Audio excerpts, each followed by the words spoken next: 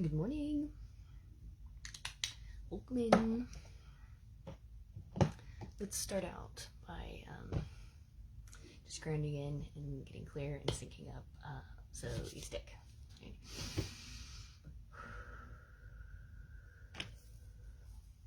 Get centered, set your intentions. Take this opportunity to breathe. And we'll clear. We're going to be talking about regulating the nervous system, aspects of regulating the nervous system, things that kind of throw off that balance. How do I want to start? I've been sitting here for, I don't know, an hour or so, or meditating on the thought that my morning meds are my meditation, meditative space.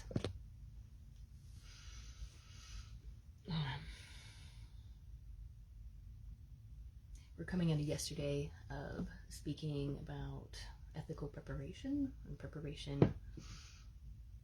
And today, in my notes, my meditation notes, things that have been coming forward, there's a lot of information there, so pardon me for a moment while I start to sort some stuff out. Regulating nervous system, relaxation, those things are important. I started pulling out of the Tree of Life. The Summer card came out. There was a couple of things in there that I wanted to highlight or emphasize. We don't have to solve everything right now. Taking it easy, relaxing into a state of restfulness now will help you to be more productive.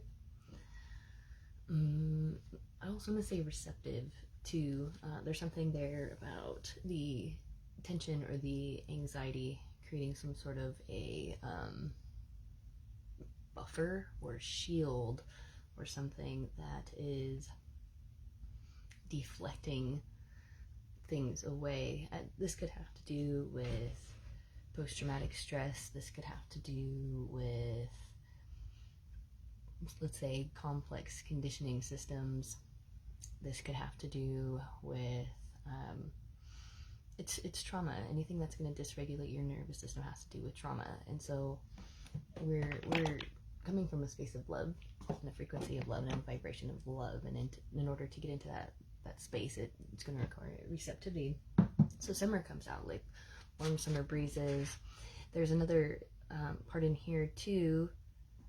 This part, if this is a busy time, try to give yourself the freedom and expression of a child so that you may find creative solutions to problems you face and to allow for non-logical options. You're going to enjoy your workload more if you can find the fun of it. And then the child card popped up too. So again, we're emphasizing relaxation, non-judgment, playfulness, especially playfulness. It's really easy to get caught up in things being so serious or having to be a certain way. We can't get into a creative mentality unless we are in a playful mentality. And this is a theme that pops up here often as well. And so, I don't know, we're transitioning. We're going through big changes, and so, I don't know, Chariot came up. Did it come up in the other one too? I was going to pull out the Uncommon Tarot, but the Chariot came up. Oh, nah, that one didn't feel right, so I pulled out the Aquarium deck, and then again, the Chariot came up. So we are trying to get ourselves from here to there. There's something about here as well as far as projection. Projection came out really strong in the meditation. Projection, envy, clout, and all circles back around to ritual. And I don't know. I was gonna write about it. I might write about it. I've been exploring, or I guess maybe reflecting back on myself through self-portraits in the last few days, and getting to this point of stepping into power and acknowledging who I am and who I've been, in both in my meditation last night and both in the meditation this morning. It's like, okay, show me a picture of myself. What is it that I need to see? And this picture is coming in very strong, where I see myself as a voodoo doll sitting on a table. I started drawing it too. I'm not quite finished. But there are different pay points, or there are different areas of things that are being targeted. But this feels like ritual, and I emphasize often, and this again comes from my shamanic teacher, that we're not playing and dabbling in ritual, we're focusing on ceremony. The moment that we start playing and dabbling in ritual, then we start talking about ego wants and needs, ego representations, greed comes to mind as well. But that cloud, or looking to attain something, there it is, reach something, but it has to do a lot with the material side of things, material aspects. These could also be points and things in which we need to focus on. Throat chakra is highlighted, heart chakra is highlighted, sacral chakra is highlighted, and then there's something down at the knees. And now, from my understanding, the knees have to do with forward momentum. Again, with the Chariot. And I don't know, I've had this Aquarian deck for a really long time, and have somehow, somewhere, displaced the interpretations of it. So if you're curious to know what the Aquarian has to say, you can always look up online what it has to talk about. And we're talking about Queen of Swords, the Chariot of Swords, and so we are sort of communicating truth through a lot of this, because again, it has to do with massive change. And so the whole point to all of this, the purpose behind all of this, is to guide people into higher consciousness, and guiding people into higher states of consciousness, getting us into the fifth dimension, and what the fifth dimension could look like, or how we can alter ourselves in such a space in order to I don't know, it's elevation, it's evolution, it's problem solving, it's community building, it's looking for new innovative solutions to things. The Sun card keeps popping up too. I left the Sun card out even from the uncommon as well. Sun, new beginnings, the light coming forward, light of truth, blah blah blah blah. Six of Cups is coming up here as well, so there's a unification process. Nine of Pentacles is here as well, with our peacock, or our symbol of Phoenix, transformation. So stepping through this transformation, or how do we get through this transformation? I mean, it's pretty simple, but there's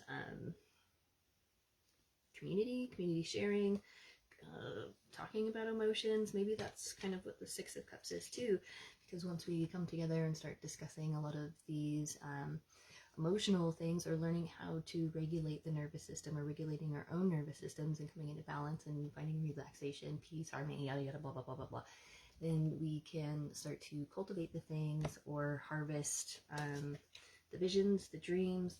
But it takes the sun, it takes the light of day, it takes time. I put regular late as a word play for regulate. Regularly coming into habits of mindfulness, meditation, but of awareness or consciousness, lack of a better word. I don't want to go into like wake up, but I mean, our Queen of Swords, she keeps jumping out of here too. If there's a discerning action, something you're not wanting to see, or something that you're trying to prevent yourself from seeing, or maybe somebody else is preventing you from seeing it too. But again, at this crossroads, it's not about what we see, it's about what we're feeling. This is emotional state, emotional balance, coming into the Ten of Cups and harmonizing things and balancing things. That's what regulating is. Co-regulating, I think, is going to be really important here too. Now, co-regulating isn't what I'm trying to navigate right now, right? I'm really good at regulating this, but it is not my responsibility. It's not your responsibility to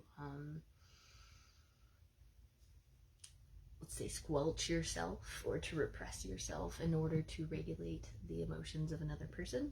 Co-regulating has a lot to do with communication, understanding,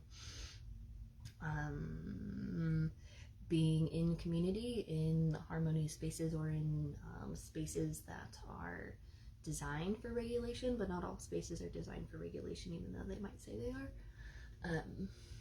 I saw something interesting yesterday for talking about like cymatics, light frequencies, the energies around us influencing the shape of our bodies and our souls. And there was something that was talking about how within a church, because the light through the window, or like the patterns on the window, mirrored in the blood somehow, or there was some sort of like relationship between the shapes that were taking place inside of the blood that mirrored the windows or something.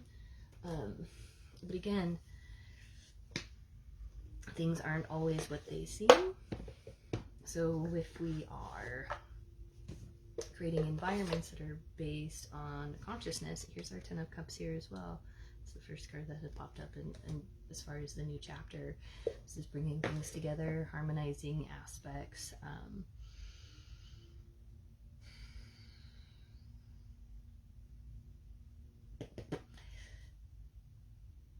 I want to say it's something about personal relationships, but that's not what I have this space open to. It's all as far as community goes. So if it's like a personal relationship that you're questioning or you're wondering about, I mean, I can look to that for a second. Okay, there's two of them. One relationship, or these interpersonal relationships, or something about this personal relationship where it's disempowering you, it's emotionally draining, there's fighting or recovery or something from that. And so when these are coming up, or in the order and the way in which they're showing up, this isn't like a unification or a pairing in that coupleship. This is more about community and how balancing energies in community can or will foster our healing and our health. The reason why it's not about individual relationships is because everybody's individual relationships are going through something very different, and again, that's just not the intention in the space at the moment. The intention in the space at the moment has to do with the Chariot and movement and moving forward and moving on from heartache, betrayal, lust, avarice. Those are words that came through yesterday as well. So we are moving away from heartache and moving away from these destructive energies, stepping into our power so that we can build better communities based on emotional connections. That makes sense. Let's look into the new chapter, because I think people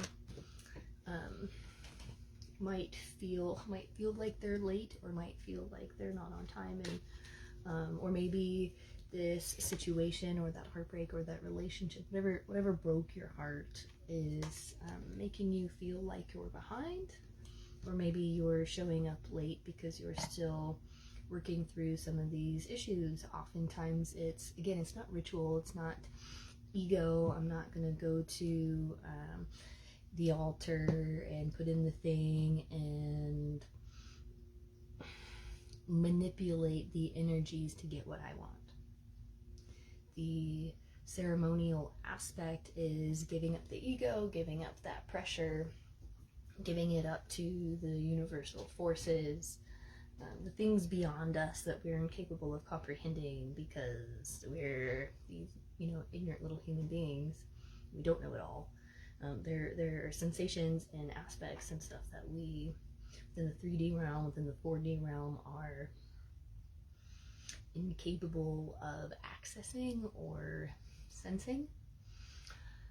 So when we are talking about elevating our consciousness and stopping or stepping into stopping these old patterns, or beginning to sense things outside of ourselves, it's going to feel normal. It's going to feel weird, and it might be represented with some distance. This card came out for us, I think, the last time I opened up this deck too, as far as new chapters. And here we are talking about how light pattern shapes frequencies. My work and research is in neurological implications of aesthetics and consciousness. So I look into how aspects of aesthetics affects us consciously. So if we're talking about the aesthetics of our environment or the container that we're in, it's going to influence us. She's journaling, she's writing, she's getting clear with her thoughts, but it's also a blank page. Let's see.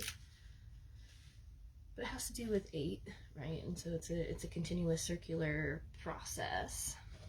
We have also noted here the work isn't going to be done. I mean, so even if you elevate to something like a fifth dimensional reality or understanding of consciousness, right, there's more levels beyond that. There's a sixth dimension. There's something, a seventh, and eighth, and ninth.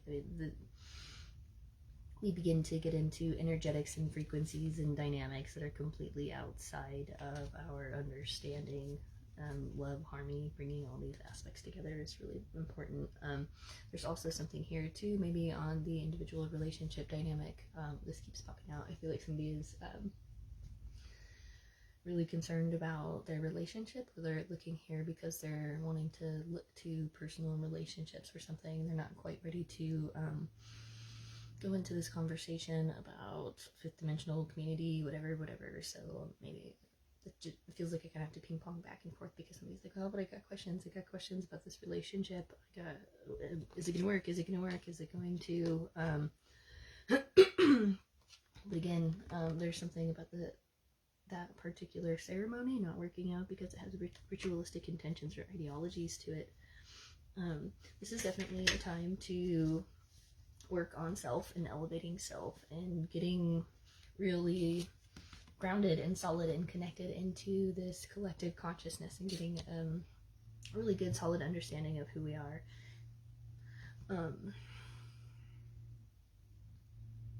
So much has been disempowered where people want to, again, projection came up in my notes, projecting, envy. They want to project or portray this particular image or idea of themselves in order to get clout or raise clout. So perhaps within that interpersonal relationship dynamic, that's what those people are using each other for. It's not necessarily about love and community and bringing those things together. There are people who just want to be popular, or who just want to like have all the money and the fame and the fortune, and that's ego. That's for what? Like whatever those accolades you think are going to get you. And again, a common theme, it's not going to bring you happiness. Looking for those material, external, whatever validating things, or even those traditional rites of passage that are supposed to somehow determine or dictate our worthiness. Like, oh, if you're not married and then you're not, then there's something wrong with you or something like that. But again, when we're talking about unifying forces, there's something much deeper, something beyond that. Art and physics is catching my mind right now, so I'm gonna grab that. But let me see if there's anything else within this 8 discs that we need to bring to the surface here, or that we need to address. A period of study, being a student or apprentice, careful diligence. I mean, this is really doing the work, taking the time. Maybe you are a student, or maybe you are trying to learn something new, and it's just a matter of being patient.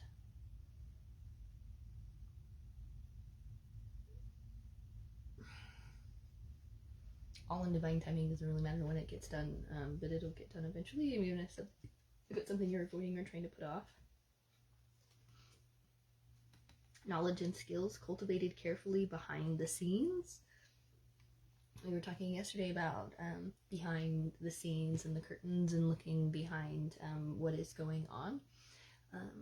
For example, within this space, it shows up like this, and you see whatever you see in the video, but what you're not privy to are the couple hours of meditation that it takes to get into this space, and the energy and the work and the grounding and the aligning that it takes to be able to show up and communicate in such a way where we can guide people and elevate people to a higher consciousness or higher understanding of the human experience. Like just existing, what existence is, and the possibilities that are inherent in that. I think people have really limited beliefs in terms of what it is they think they can do or what they're supposed to do. You're not playing, not like playing games, but you're not being playful. And that playfulness is, it's so important. If we're going to talk about innovation, learning, problem solving, when we are in a state of play, there's research that has been done that proves this. We are much more receptive to being innovative, intelligent, problem solving, as opposed to if we're like kind of in this rigorous, rigid standard, or if you're trying to uphold some sort of standard or something like that, then you might be missing the point, or you might be missing out on some of the possibilities or options, opportunities, because you're, again, narrowing, or something around somebody is narrowing something. I mean, there's even a narrowing here.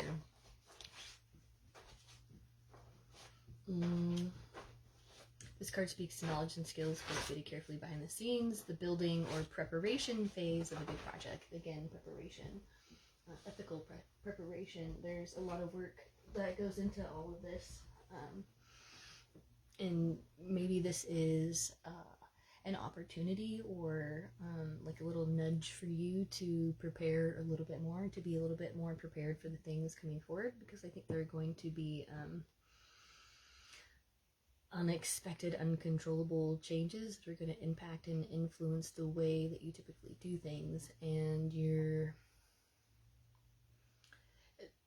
going to have to make a decision. Part of this is jumping on the bandwagon. Are you jumping on a bandwagon? Which bandwagon are you jumping on? Who are you trying to impress? Who are you trying to whatever? Are you participating in a failing system? Are you like stuck in a matrix or something like that? Or like, why do you feel the need to have to jump on the bandwagon and not do something that you feel is authentic? Maybe that's something that we can look at here too. That's a personal question, something to reflect on.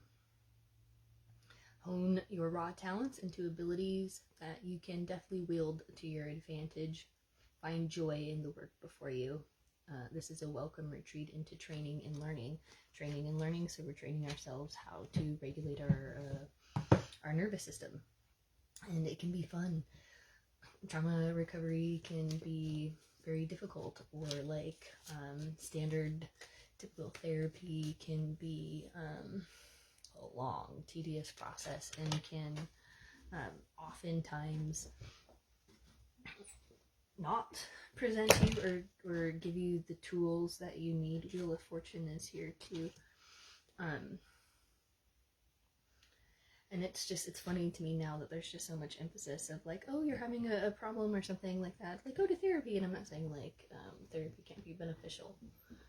It's important, and I think there's a lot of stigma around it, but it's one key to a tool. And when you've gone through years and years and years of therapy, or you've gone through all of these different things, or you've experienced different types of therapy, therapists, like I am a therapist as well.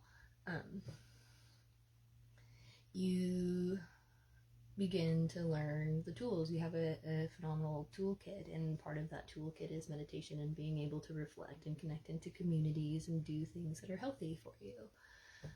Yoga, Tai Chi, Qigong, understanding the energetics, so working with the mind, working with the body, and go to therapy, fine, that's great. It's one component of the mind, but also do something for your body. Go to the gym or Pilates or something, go for a walk, but commit to that and stick to that. Those two things great without having a healthy diet and without having the proper nutrition. I mean, they're going to do nothing for you.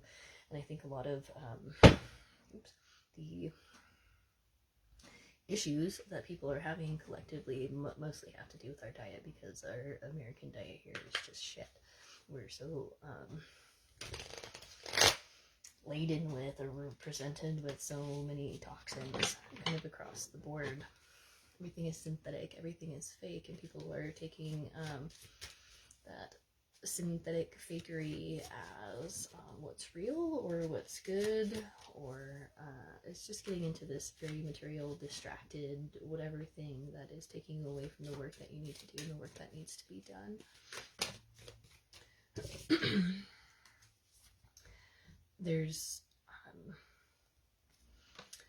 a lot of resistance when you're trying to climb out of a system, or if you've been in a crab bucket for so long and you're realizing, oh hey, I'm a lobster in a crab bucket, or I mean, even if you're like, I gotta get out of this bucket, you recognize when you begin to try and get yourself out of one dimension that there's crabs in the bucket, and there are going to be things that are going to try to pull you down and pull you back in. And it's painful and it's hurtful, and it's really important that people, I think, cut off things that are not working for them. It has a lot to do with people shifting the relationships and the way they relate to people. I had written down, nobody's being removed, you're being taken. You're being taken out of a situation, like you know, God's coming in and taking you out of this situation. Nobody's necessarily removing anything from your life. You don't have to, I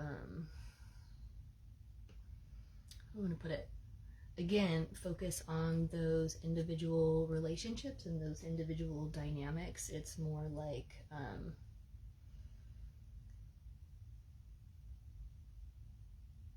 if this group or job or community or environment isn't working out for you,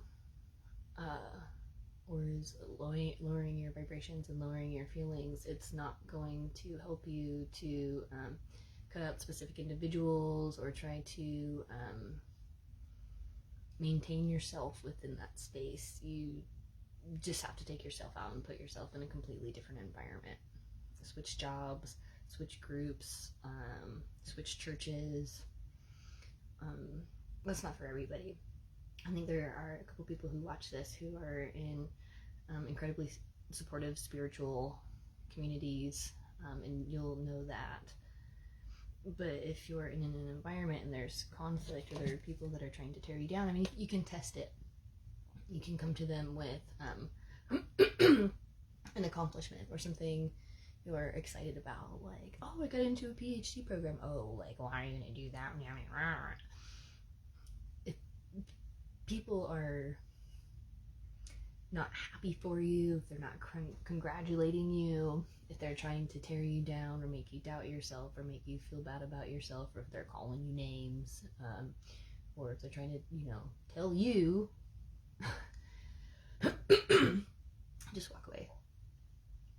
Just stay silent and understand that, because if you begin to engage, or if you engage that, then you're gonna perpetuate conflict, and you're not gonna get anywhere. You're not gonna get what you're looking for, which is harmoniousness, or harmony, joy, peace. Something else I had written down: people of goodwill can come together to make things better. So we're talking about communities, groups, jobs, whatever, systems of goodwill. Um, there are a lot of people who don't have goodwill. There are a lot of people who have really negative intentions. There are a lot of people who are like, oh, here, come here, I will give you this, and you can have this, and you can have this. But that's coercion, that's grooming. There's a thought about grooming too that I've had. Where do I put this? If you Google or if you do your research into grooming, oftentimes it's more common that it's in regards to in relationship to children. Children are groomed by adults in order to manipulate their behavior, blah blah blah. But you don't have to be a child to be groomed. We're talking about unfair power dynamics, where somebody has some sort of authority, power, basis, money, resource, or something over you, and they use those things, those promises, as a means to get what they want out of you, or to groom you. Be careful of that. Be mindful of that. In these community dynamics or in these environments, there should be an equal, even exchange, balanced exchange of emotional energy. Everybody should be reciprocating. Everything should be interconnected, like a spider web, where if you pull on one aspect, or if one person in this group is negatively affected, then it negatively affects everybody in the group, and then it distorts the whole thing. So there's more impetus to maintain that balance and to maintain that structure, so that when one person wins or one person succeeds, it elevates that group as well. Any of my successes don't go to just benefiting me. Anytime I accomplish something or succeed, it benefits the people around me. It does nothing to take away from people. If I were to be a doctor, if anything, it gives them more. But when I got into grad school and I got accepted into my PhD, it was perceived as a threat by some people. And so that opportunity was taken from me, or I was taken out of that opportunity. And I try not to think about it too much, it's just more in like, okay, well, what is the bigger picture here? What is the point? Not being able to go down that path isn't going to prevent me from doing my work and my research and whatever. I can still do all of that without having to be in that container. The consequences or the results are just different. And that's fine. So there's all this pressure, all this importance. Everything's just like, create, be creative. That's why I'm doing this whole cultivating conscious co-creative communities and culture thing. Because when we can step into creativity, then we are more innovative, and then our intelligence goes up, and we find new problems to old solutions, and things get better. We're not stuck with the way things are because people want to maintain control. So be wary or mindful of the people who are trying to control things. Again, we're regulating. Are people co-regulating, or are you finding that you have to regulate other people? Because if you're regulating other people, that's not your job. That's not your responsibility. They must regulate themselves. But if we're talking about, these darker forces, or the things who don't want you to be regulated or don't want you to be balanced, just be careful, because things aren't often what they seem to be. Like, what are you getting out of the situation? This is like the picture of the corrupted lawyer getting Archo for perpetuating corruption. This is like rewarding somebody with something for harming another person, and that doesn't make it okay.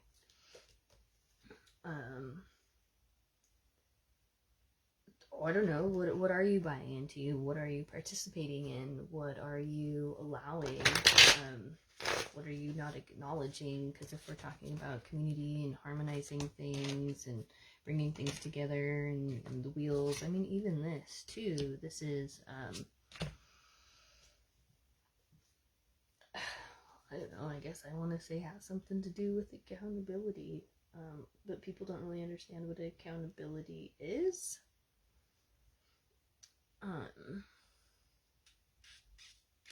It's not blame.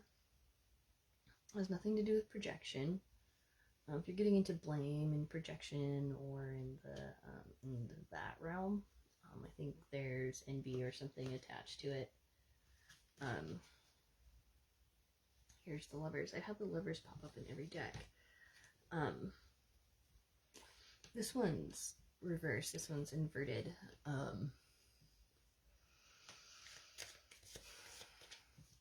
do I want to put it? I see like a king and a queen, and there are the people, and the king and the queen have it all. They have the castle, they've got the lavish, they've got I don't know, I keep seeing like pretty dresses, flowing dresses. He's kind of like in the background or something like that, smoking or drinking, smoking, drinking, like a really heavy crown on his head, so he has to sit down and just kind of like stay in the shadows, you know. And it's just like there's this image of like this queen who is put into the front, or is like put kind of behind that first, or was put on the stage to try and impress or something. But what we're not seeing in this situation are, let's say, the servants, or like the people, the community outside of the castle walls. We see peasants, people begging for food, people that are hurting and harming, or being harmed. There could be like people trying to steal from each other or something like that, or whatever. But there's like all this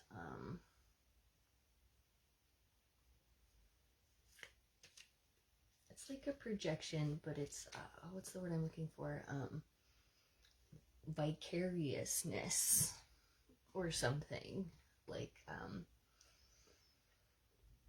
the subjects or the servants or the people actually doing the work are living vicariously through the king and the queen, who are profiting off of the labor of the people, but not giving them equal or fair opportunity. In fact, it's like they're like the Hunger Games. It feels like the Hunger Games, and these two are playing the Hunger Games with the people around them.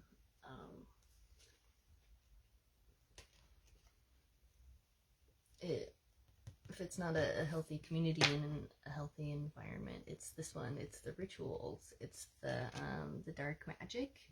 It's there's the moon again. It's people messing with the emotions. Knight of Wands fell out onto the floor.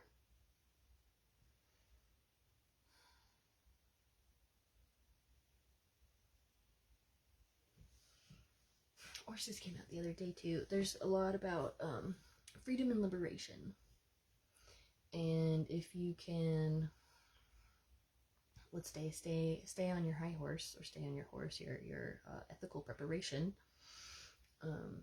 then you have the means to liberate yourself when everything kind of burns down, when everything crumbles. There's an alchemizing and there's a transformation, but you have to stand your ground. Excuse me.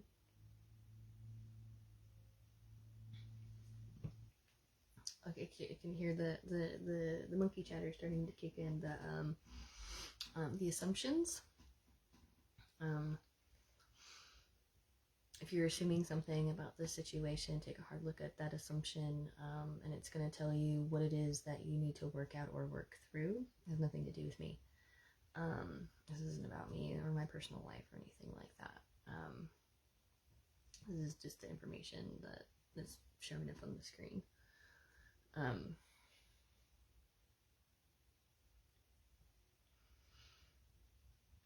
So don't make it about something it's not, because that's what projection is, or any resistance that you might be feeling within that. It goes really deep, because you're going to be looking at people who you've seen in one way very, very differently, and that can be rather shocking. Like, no, I saw this guy to be really good, and he was supposed to be the savior, and he was going to be the one that fixed all of my problems. I gave him my intention, I invested in that, I voted for it, or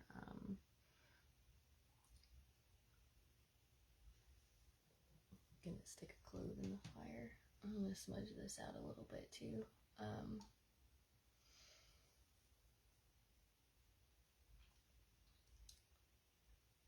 And people get really caught up in those. Why do I want to say violations? In that vicariousness, because they've somehow taken a good piece of themselves or an aspect of their own personality, and they've given that power onto somebody else who is doing some sort of work. So you're like, oh, well, I don't have to take center stage. If this guy's doing the things for me, I can just like project myself into them and see myself in them, and then support them as if I were supporting myself.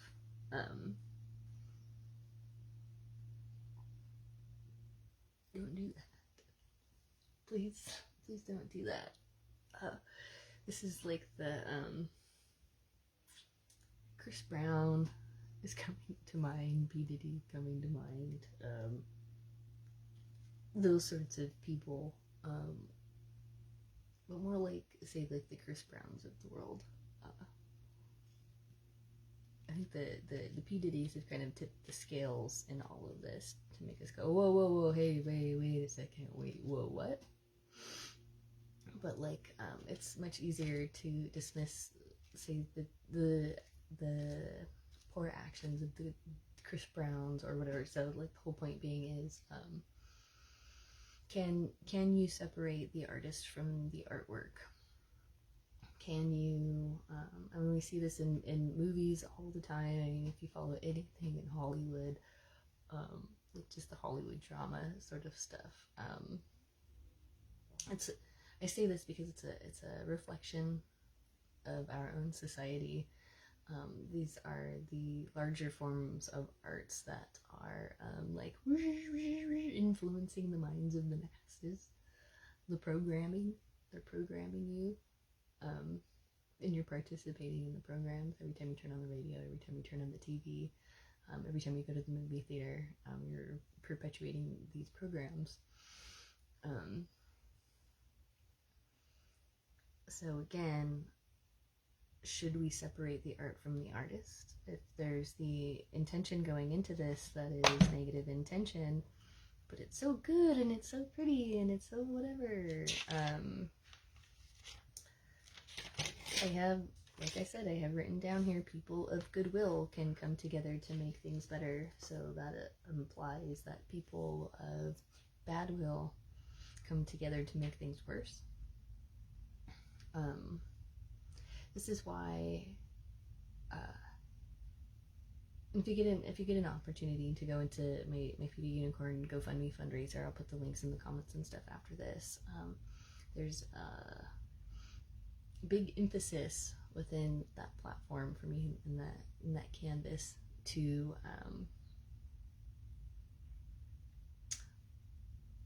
only have people who have goodwill or whatever, people with good intentions, putting money into that space. It's an energetic exchange.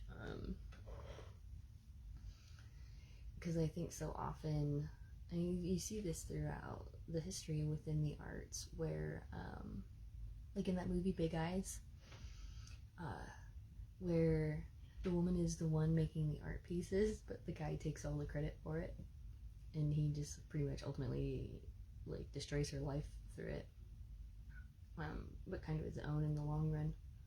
Hers more the short term.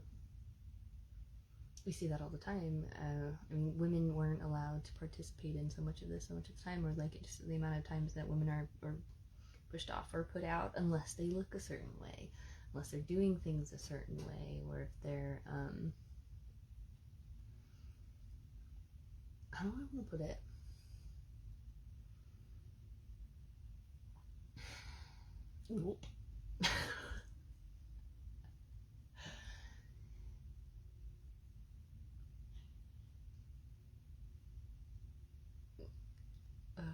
If you see something kind of bright and shiny or very elegant or kind of done over the top, or something that is maybe a little out of context or inappropriate for the context that it's in, you need to look behind the function of that and look behind who is controlling that for their own benefit. Let me go into the Knight of Wands, and then I think I'm going to shift into Alice in Wonderland, because what it feels like is like somebody's got you hooked. We're coming out of the Piscean age, so fish, right? Masculine fish. Somebody's got you hooked, and with that hook they have drug you down into the rabbit hole, and here you are wandering around in this rabbit hole, being pulled around or whatever, or being lured with this hook. You're getting lost, because it's very easy for somebody to dissuade, persuade, or be like, oh, look over here, oh, come over here, or release the line, get some slack into that, so you think you have freedom, or you think you have autonomy and motion, and then they're slowly reeling you in, and then at one point, Knight of Wands, where are you? So we'll go into the rabbit hole, and then I'll help pull you out of that rabbit hole and detach that hook or cut that line. Okay, that's what we're doing here in the space. I'm pulling you out of the rabbit hole, cutting out the hooks, we're cutting the lines, cutting the fishing line, and bringing you up into a higher dimension, a higher state of consciousness. Come with the lady who's got the 5 5s to the 5th dimension. I don't know why you wouldn't, other than you're more comfortable or contented in predictability, things being predictable, rather than being open to kind of whatever could happen or whatever could come from it. Why are you wands? We've got something in here that's just like, no, don't say anything, don't say anything. There's resistance, because once you know, you can't unknow. Once you see something, you can't unsee it. It's imprinted into your psyche, it's imprinted into your consciousness, and once it's imprinted into your senses, you become responsible for that information, or for that energy, or for that knowledge. And a lot of people don't want to be responsible. They don't want to be held accountable. They want to put all that responsibility, all that accountability onto a leader, or onto a representative who can speak for them. but it's not just speaking for them, it's speaking for many people, and speaking for many people who have conflicting beliefs. So they are trying to appease the masses through placating and distracting, and all the meanwhile it's energy harvesting. They got that line on you, they got that hook in there, and they're siphoning, and you're just like, okay, I don't want to take any responsibility or accountability for myself. I want to put all of that onto other people, you know.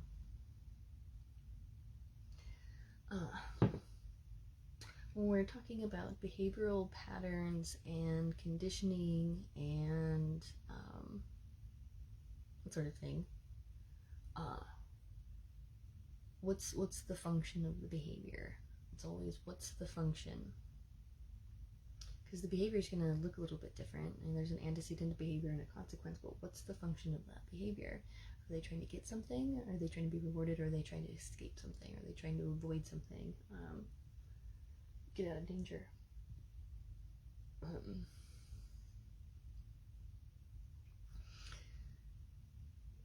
Again, you gotta look under the surface. You gotta look behind the curtain to really understand why somebody would be doing something a certain way.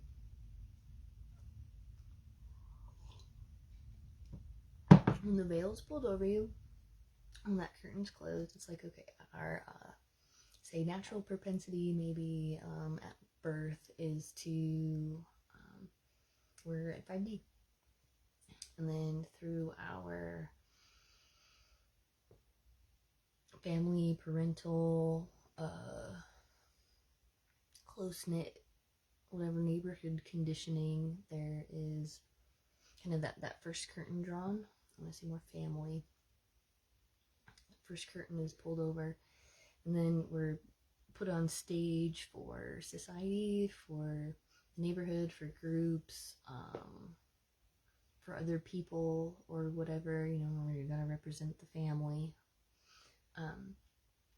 There's another curtain that's pulled over that, so it's like we're born into 5D, and we're limited to a 4D, and then, you know, we're like suppressed, oppressed into a 3D. This is like metaphorical, right? I think the words are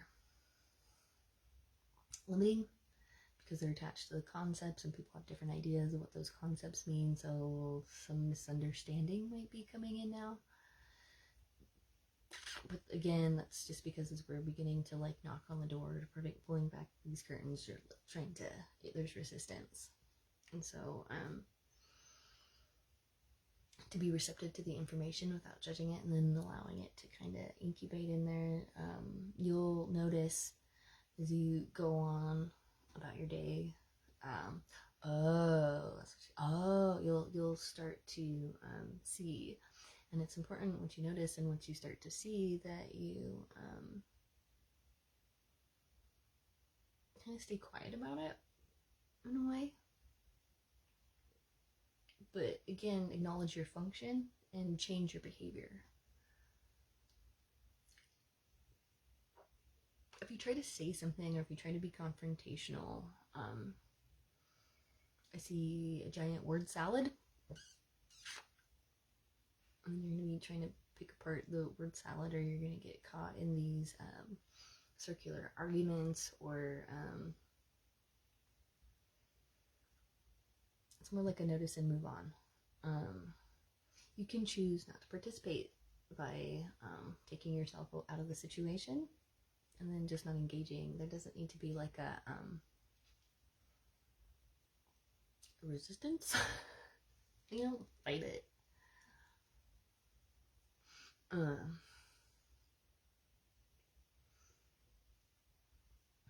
The system, or the way, the group, or whatever it is, the way it's designed is to get you to fight it. It wants you to fight it. It is an antagonist. It's antagonizing. It's spoken and it's spoken and it's spoken and it's spoken and it's spoken and it's spoken, and it's trying to get you to engage, and it's trying to get you to like be hooked into this, and you can't beat it from the inside out. It's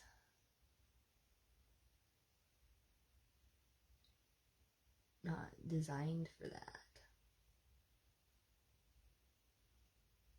The only way to overcome it is to put it on extinction, ignore it, not interact with it, and begin to do your own thing in a new way, in an organic way. To build up a new system and to put your energy and your time and focus into being creative, into creating new communities, co-creative communities, into regulating, co-regulating, self-regulating, relaxing, finding peace. Oh, my foot is super itchy. There's like a sting in the foot. Ow. What is this? It's my left foot. You know, like the metaphysical properties of like the left foot. Something there. There it goes again. Excuse me for a second, because something's like, no, stop.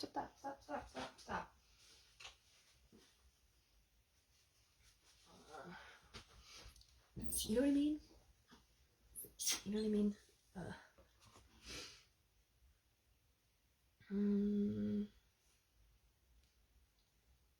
What else? Knight of Wands. What was I just seeing? There's Sekhmet the Lioness. Hello, Sekhmet.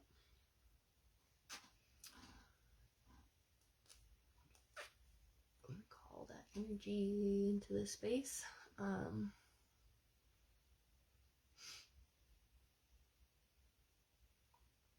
Just taking a moment to address guides. I'm just kind of waiting for my green light here for a second. Quick force field. Because I can, I'm sensing it again, I'm kind of feeling it again. My shamanic teacher had done a viewing for me this years ago, and there's me as an island, and then the water around, and then there's all these like boats on the shore, and there's all these people around, and they're all like trying to get onto the island. So I gotta put up my thing for a second to try to keep all these people off my island.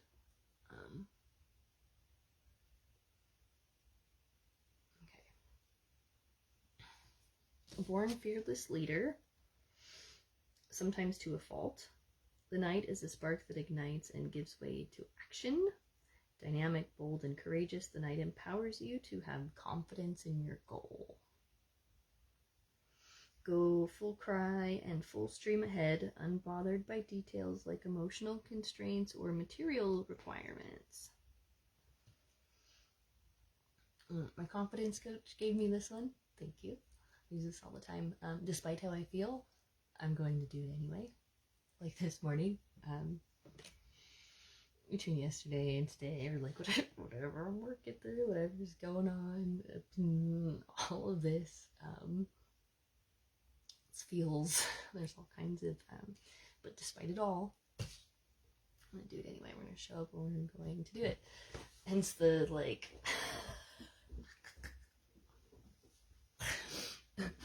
my favorite red tutu disappeared years ago, and I don't know, I just feel like somebody took it and threw it away or hid it or something like that, or it disappeared. It was like sold off or something. I don't know, but it's like gone. Which sucks because it was like my security blanket. It's a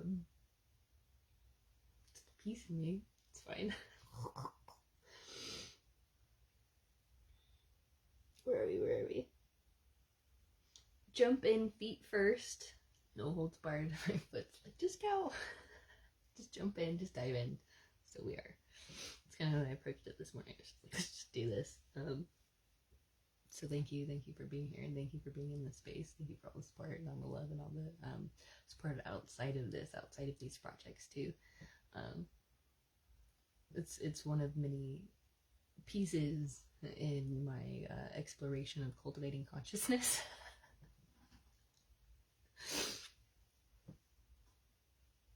And it's, I don't know, I'm an artist, we're experimenting, here we are, information is coming out.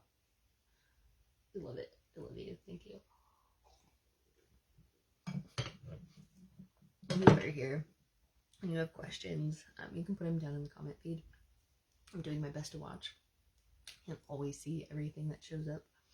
But if you do have a question, feel free. Put it down into the comments and I can look at it and I'll address it here. Don't worry about it. Not a big deal.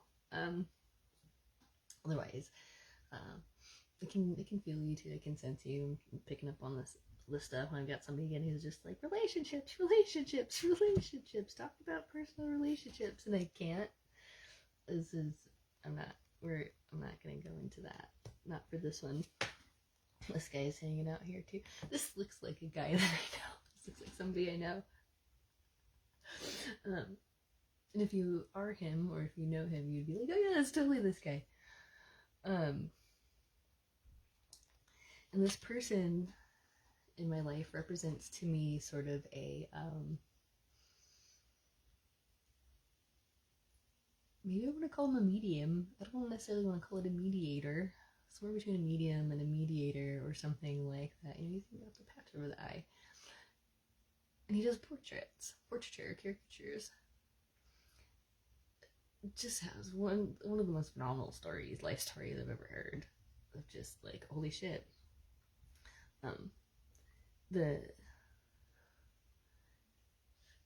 traumas and the things in which we experience and that which we have to overcome, the holes that we have to dig ourselves out of, the cliffs that we have to fall over, the pain that we have to go through and experience can give us the peaceful insights of a guru without having to look towards external, or look to external gurus to decide things for us. This is the feeling that nothing can stop you. You know, if there are people out there in the world who can overcome these sorts of struggles, I mean, when it comes to breakthroughs, personal breakthroughs, overcoming these demons, personal demons, external things, okay, fine. Let me shift a little bit. We'll go into Alice in Wonderland. Oh, I'm gonna go kind of backwards. We're gonna invert it a bit today. I'm gonna pull out of the Oracle deck first. One, maybe two, just to kind of give us a sense in where we're at as far as the rabbit hole, like orient ourselves in this space. And then we'll go into the Wonderland Tarot to pull us out. I spoke earlier that the heaviness of the crown, this is lightening the load. This is taking that crown off and neutralizing things. Regulating, breath work is going to regulate you. Group meditation, yoga spaces, that's co-regulating space as well. Dude, there's nothing like being in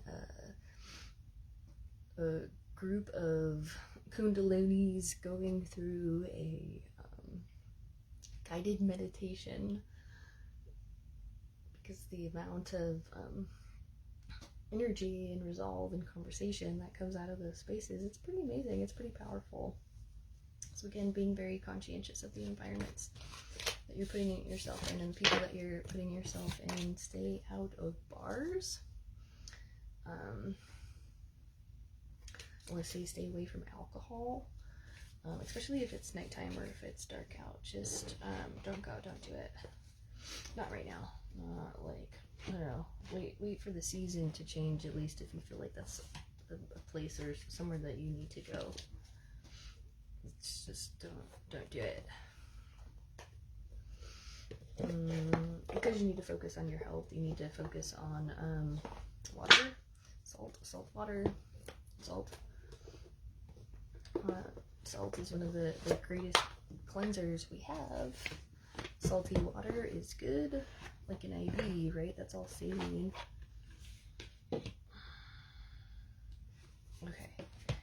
This one is on top. Maybe we'll address it. A moment's regret. If you're wandering down around in this rabbit hole of just chaos of like, oh, what the fuck did we get here? Nostalgia, idealizing the past, fearing you've made a mistake. No, you haven't made a mistake. Things might be difficult, but you're here for a reason. Things might have seemed easier in the past, but again, if you've been taken out of situations or if there have been circumstances that have taken you away from people, it's for your protection. Because you're aligning, because your frequency is elevating and changing, and anytime you elevate or change your frequency, it impacts or influences the environment around you. Like, it's okay to ceremony for the past, or to recognize it,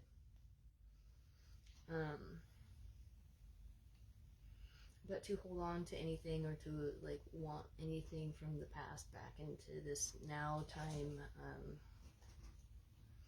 just showing you that there's work to be done. And yes, art and physics keeps popping up. Okay, let's pick one. Painting the roses red. She showed up on me yesterday too. I dismissed it. Here it is. Painting the roses red, covering up errors.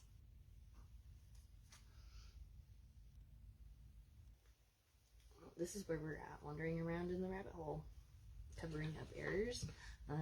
Maybe somebody has hooked you and then drug you into this space or whatever because they're trying to cover up their mistakes. And you're believing them. If you didn't believe them, then you wouldn't be in that environment, or you wouldn't be supporting them. It's easier for you to be like, oh yeah, the roses are red, not a big deal, that they're just painted, and that it's false, and that it's a facade, and that it's fake. At least they look red, you know, like making excuses for shitty behavior. And this one came out before too. This is back in a couple of the in a couple of readings ago, maybe like a week or two ago or something like that. This one showed up. There's a theme in there. It's the 27th card in the deck. 27 reduces to a 9. 2025 is a 9-year, the 9 cycle. So we're talking about the end of something, clearing things out so we can plow the fields and start something new. So here we are at the 9th, and we're addressing the errors that have been covered up.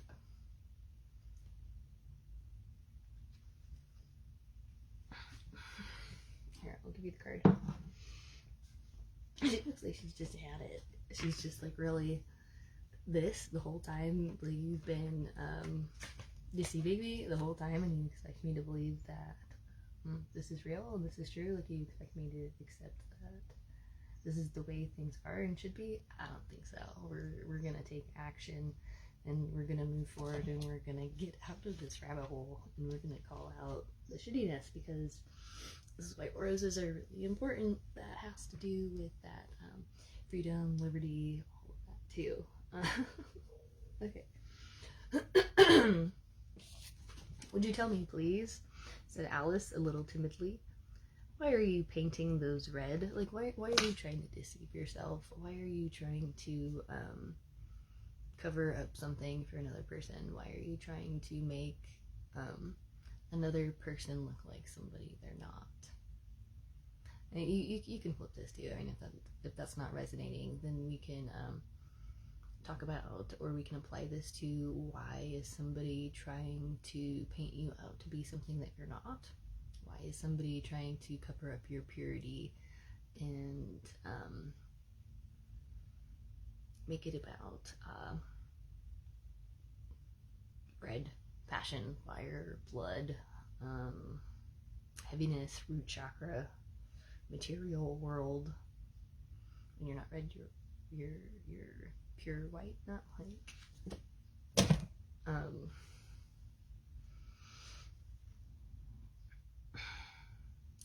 5 and 7 said nothing. Why was 6 afraid of 7? Because 7, 8, 9 think about that. I mean, it's a joke. One of my favorites. But ask yourself that. Why was 6 afraid of 7? 7, 8, 9. You don't want to be eaten alive, right? But you've seen it. You've seen 7 come along and eat up the completion. And you're like, oh, I don't want that to happen to me. So I'm going to appease 7. I'm going to please 7. I'm going to give 7 whatever they want so that I don't get eaten too. I'm 6 or right next door. All he has to do is go, and then I'm gone, right? 5 and 7 said nothing, but looked at 2. 2 began in a low voice. Why, the fact is, you see, miss, this here ought to have been a red rose tree, and we put a white one in by mistake. And if the queen was to find it out, we should all have our heads cut off, you know. So, again, within the context of group settings, if you are trying to do something good and pure in the context of a group that is, like, bloodlusted, you're gonna get eaten alive. You have to extract yourself from that situation. Like, why give pearls to swine? You tell me. Those pearls that you're giving to the swine could be put into a necklace and or something else, or they could definitely be given to somebody else. Give them to a unicorn. Hashtag feed a unicorn. Don't feed the pigs. Feed the unicorns. Cast your pearls before the unicorns. Don't cast your pearls before the swine. Come on. It's like a pig party in a pig pen. And everything's all covered in mud, so you can't really...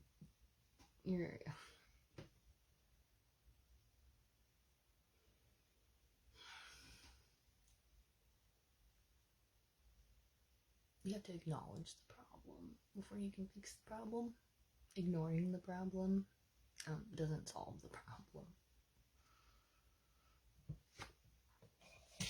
Welcome in. Again, if you have questions, feel free to ask. Okay? The same applies. No. We all make mistakes. Okay? Mistakes happen. We're human. That's how we learn. Okay? Nobody's perfect. Every single one of us upon this planet has made a mistake, misunderstood, done something that wasn't quite correct, and mixed up things rather terribly. So if somebody is trying to take one of these mistakes and use it as a way to demean your character, or to characterize you, or try to paint a picture of you in a certain way, you know, oh, this person did this one thing, or whatever, they're bad, they're whatever, again, look to the context or whatever the situation, or maybe how that would have played out. Because if you stay in these contexts and in these environments and you try to like work on the one-on-one individual relationships, or like this is how it goes. For example, here you are in this group setting, and within this group setting, somebody says, they tell you, you have permission to do whatever you want. Okay.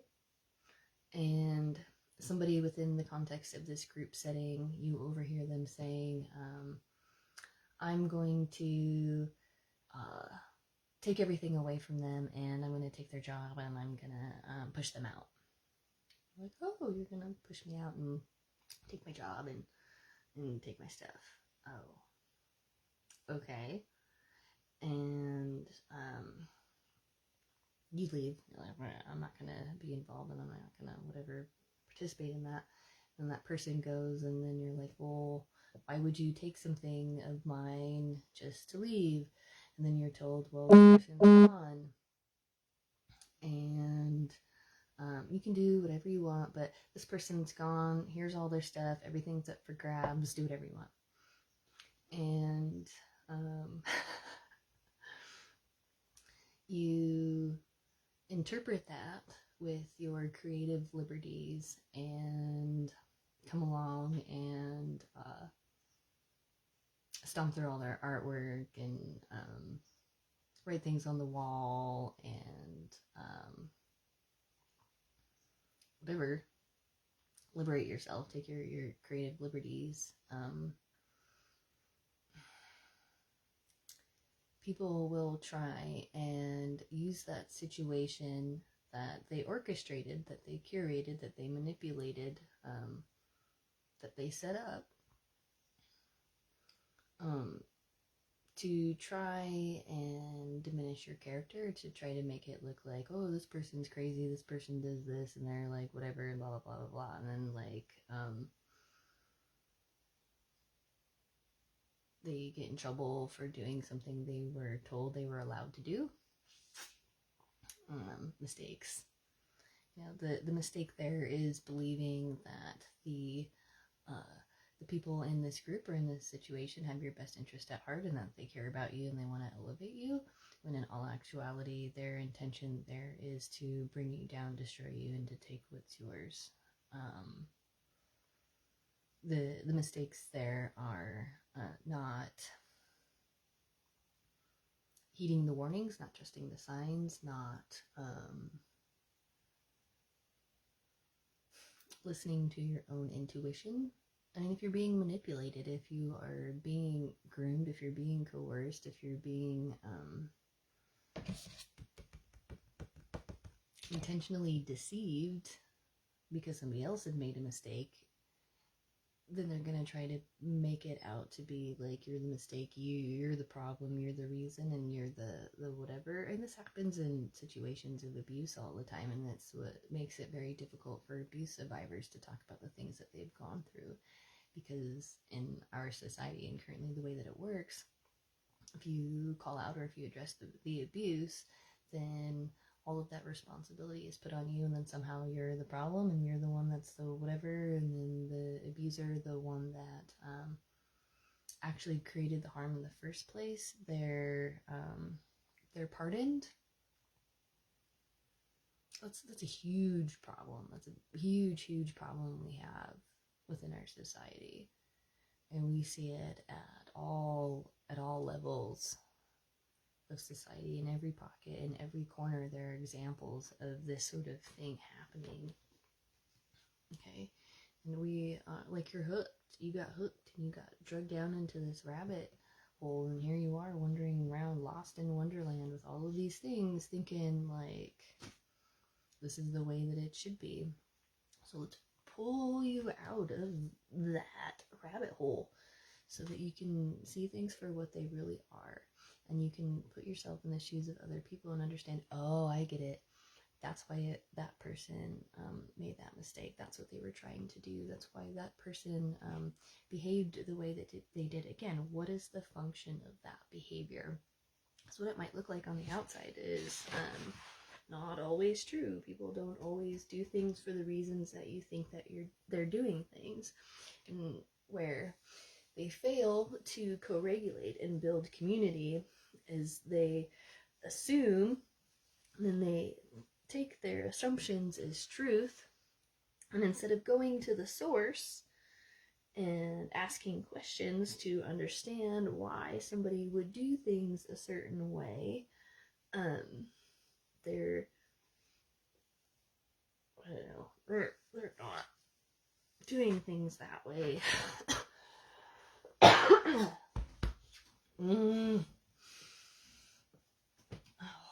I feel like the picture that I have right now in my head is somebody holding you down on the ground with their foot on your throat.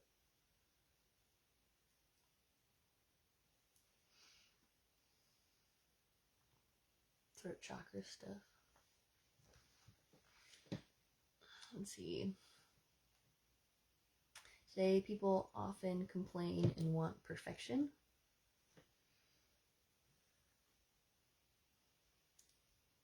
Much like the dreaded queen, they behave as if they have the right to cut people's heads off, to punish them, if they have not carried out their assignments perfectly.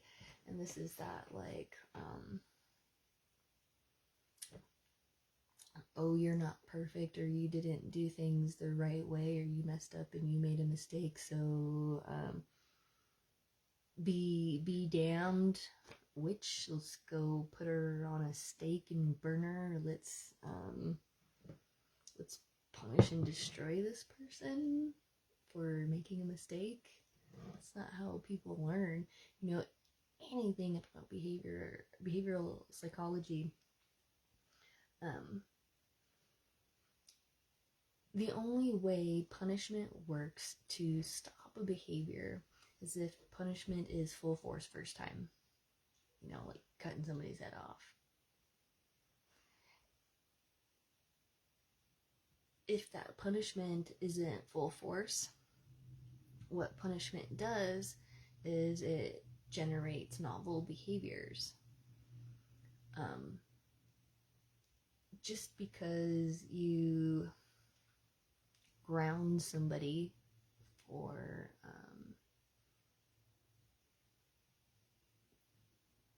sneaking out at night, or you ground somebody for hanging out with their boyfriend, or whatever, it's not going to stop them from hanging out with their boyfriend if their boyfriend is reinforcing them. Their novel behaviors, you're going to get deviousness, they're going to hide things from you, they're not going to be honest with you, they're going to lie to you, they're going to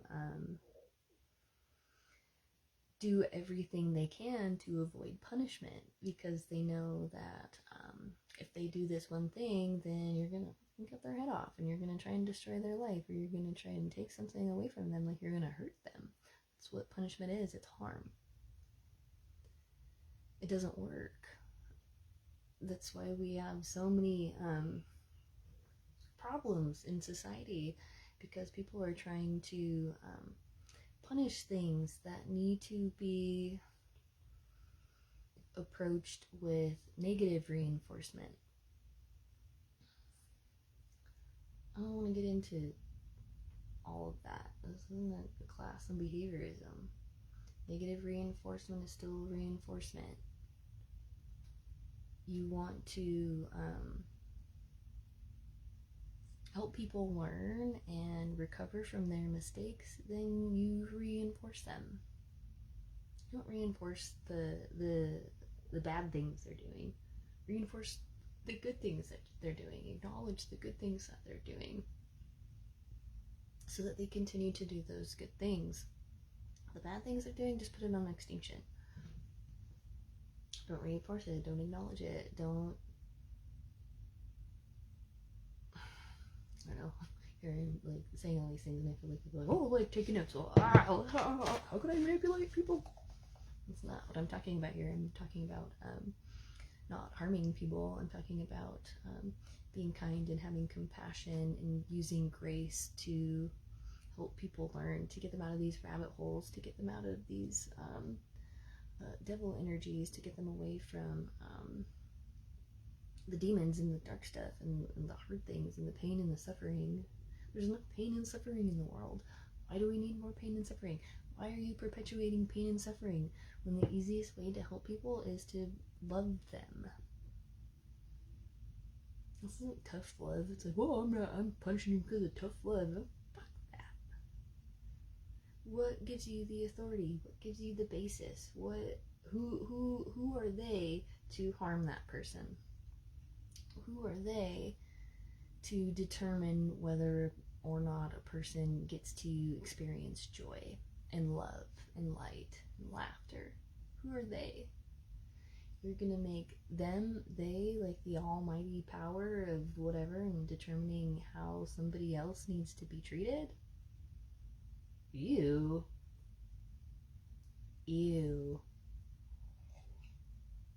I say you, but maybe you can relate. Maybe you can kind of see how my eyes are, like kind of feel my shoes here for a minute.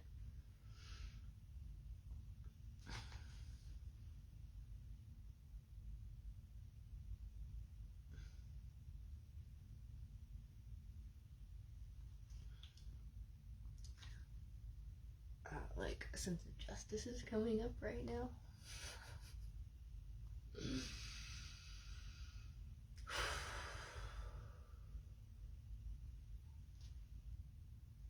The same applies to our soul assignments.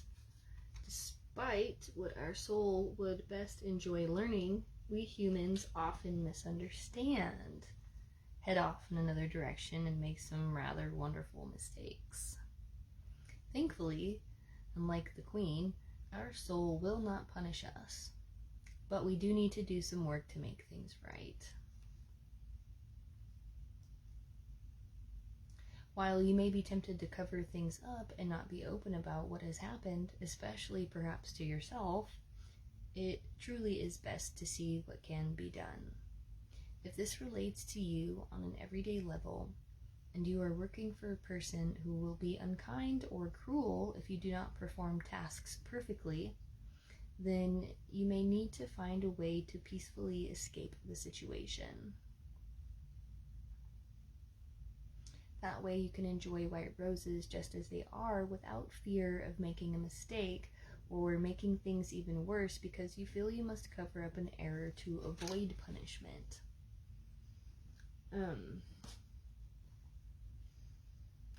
I guess I can give you an example of how this can play out in like devious ways. So this is like making a mistake, deciding to stay somewhere longer than you're welcome, or like outstaying your welcome. And instead of just asking you to leave or instead of creating healthy boundaries and expectations, I even want to throw rules in there. It could play out like this, where you come into a space and say a third party or an entity comes along and is like, oh, hey, no, don't worry, I hate this person over there who's just like you, but don't worry, we're cool, we're good, no big deal, hang on a second, I'll be right back. And you go about your business and, you're interacting and you're doing your work, and along comes said person and they're like, hey, I've already opened this beer for you and I'm going to give it to you. And you're like, why are you handing me an open container? And then you're like, consuming said open container, not knowing what has been put in said open container. Anything could have been put in there. I mean, it was open. It was open when it was consumed, not knowing what was inside of it. And then you go about your business and you notice, hey, I'm upset. Things aren't right. Something's going on. I need to excuse myself from this situation, and I need to go ground myself. I need to go align. I need to go get myself into a balanced state before I can interact with people again. And you request, or you tell the people in your environment, you're like, hey, leave me alone for a minute. Let me just like clear and cleanse, and when I'm ready, I can be present and we can resolve whatever this is, right? And instead of respecting your boundaries and allowing you the space, and instead of letting you regulate your nervous system while your nervous system has been dysregulated intentionally by somebody who has lied to you and who has intoxicated you, somebody else comes along while you're dysregulated and while you're intoxicated, fails to respect your boundaries or your request to regulate, and they come along and they hand you, here, have this, smoke this, not knowing what is this, what is in this, and what's going on, and whatever, and you're dysregulated and you're whatever, and somebody's up in your space, violating your autonomy, and you're coerced, you're pressured, whatever, you're groomed. This is one factor of grooming. Oh, you're upset. Oh, here, let me give you this thing that's going to alter your consciousness. But you don't know what's in this thing, and you think, oh, maybe they're trying to help me, maybe they have my best interest in heart, but whatever they've given you has dysregulated you even more. And you realize in this situation that you're like, there's no way I'm going to be able to get out of this situation. My boundaries aren't being acknowledged. This person isn't hearing me. I'm not being respected and given the opportunity to regulate my nervous system, although I know I need to, and I've requested that. They're not allowing me to regulate. They're poking. And your response or your reaction is big, loud, volatile, reactionary, coming out of a space where your nervous system is dysregulated, right? And then you look over why you're trying to communicate, why you need to regulate your nervous system, and why you're dysregulated, and you're trying to communicate what you're doing. You're trying to like advocate for yourself in this situation. And then you look over and you see the first person who had handed you the open container there, like with their camera filming you, and you're recognizing and you're going, oh shit, I've been set up. Instead of just asking me to leave, instead of me just deciding whatever, this is in the Exodus, instead of respecting that, there's a setup that makes you look bad and whatever, but they've dysregulated you, but they're trying to make it look like you're something that you're not, as a means to control the way other people perceive you, to try and punish you, to try and, we'll just leave it at punish you. That's how, like, dark and scary these things can get. That's how, like, this is from personal experience. This isn't something I'm making up. This is something that happened, and it's just like, what? And then to find out that the person who had intoxicated you initially or whatever was given your job, and that the whole reason why they compromised your integrity and they compromised your nervous system and they dysregulated you was to intentionally harm you and take something from you because they wanted it. This is the world we live in. This is the system that we live in. And then it's disguised as if it's something that it's not. And you're just playing into it and playing along with it. And then you're seeing these snippets or these segments of these things, and then allowing your consciousness to succumb or be melded and fused into the bandwagon. Little lemmings. And everybody's just gonna go walk off a cliff together. Everybody's gonna like come together and be like, oh, witch, burn her down. Oh no, she read a book, she's a witch. Oh no, she did this or something. Like, oh no, she's not perfect. Because she's not perfect, or she doesn't do exactly what, and then you're just gonna come along and destroy everything and take everything.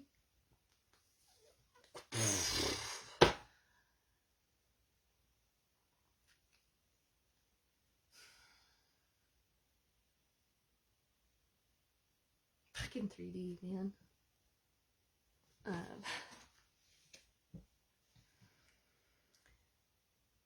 You may need to find a way to peacefully escape the situation, and that's that opportunity. That was that aha moment of just like, oh, done. walk away, don't engage, don't interact, don't fight, just fucking take yourself out of that situation and be done. Because anybody who can do that in any sort of situation or any sort of environment, man, that's not love. That's hate. That's control. You know, or if like you're in a relationship where you feel like you can't be open and honest and completely authentic because somebody is going to punish you for not being perfect, you need to get out of that situation. You know, if you feel pressured to be that white or that big flowing gown or whatever, that queen that I had mentioned earlier, you need to get out. White roses are perfect and lovely and innocent. Do not try to cover up anything within yourself that you feel is not right, for fear of being punished for not presenting or behaving to expectation. And like I can relate, you know, especially as a woman. It's one of those things where it's like, well, if I just sit here and then, you know, talk about love and really and all the good things and all the whatever and try to portray myself as this perfect person and I can do no wrong, like that does a disservice to the rest of you. That we don't learn anything from there. We don't learn from mistakes. You know, we feel this pressure to have to show up and like look a certain way, even though that's not our truth and that's not who we are. And I really love social media for the fact that there are people out there who are talking about difficult things, who are talking about their experiences and what they've gone through in these very real manners, and talking about their experiences like, hey, the world isn't all fucking sunshine and roses. Like, down here in the rabbit hole, going through all of this, like, look at this hook, look at this line, look at everything that I've gone through. People are like, whoa.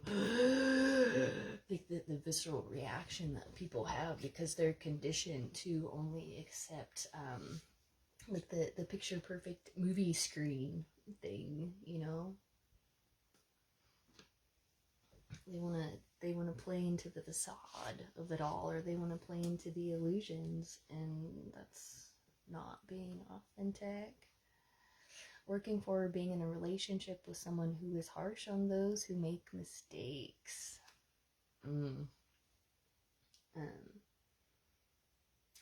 That's a surefire way to see, this is why I don't want to focus on individual one-on-one relationships, and why I want to make this space about community stuff. But again, all of this stuff is coming up. Feeling forced to cover up errors to avoid punishment. Like, if I can't talk about the mistakes I've made because that means that everything I hold dear and feel is precious to me is going to be taken away from me, for what?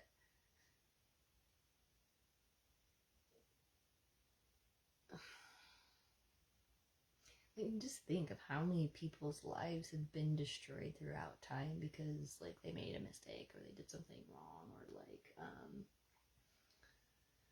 I like picture like a child being like beat because they poured milk into the wrong cup, or like a wife being beat because she put too much jelly or spread the peanut butter wrong or something, or like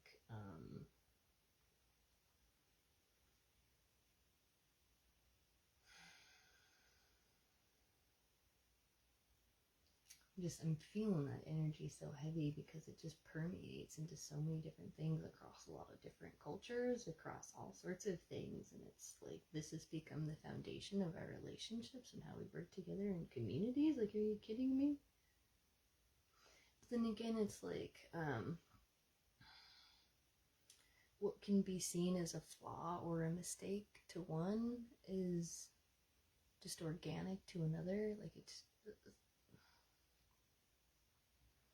an accident, if it's a mistake, if you didn't mean to, if your intentions were good, fine. It's those where, like, they've got the malicious intentions and whatever and all of that. Those are the ones who end up getting off scot-free. And that's always baffled me. And it's so consistent throughout history that it's just What the fuck is that all about? Hiding the evidence as the consequences are much harsher than the mistake, feeling that what you need to do to stay safe is no longer reasonable.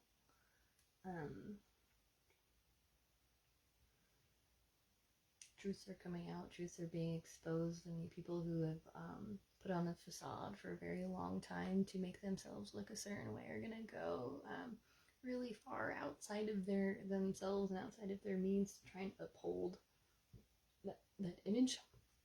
So they don't want to take accountability for their actions, or they don't want to be held accountable for what they did. They'd rather scapegoat or deflect or put that on somebody else. The other side of it, refusing to hide mistakes or errors, taking on a punishment that is too harsh, refusing to change something that is perfect just as it is, encouraging others to stand together, no longer fearing an oppressive societal expectation or a tyrannical person. So a lot of people maintain power and how they stay in power.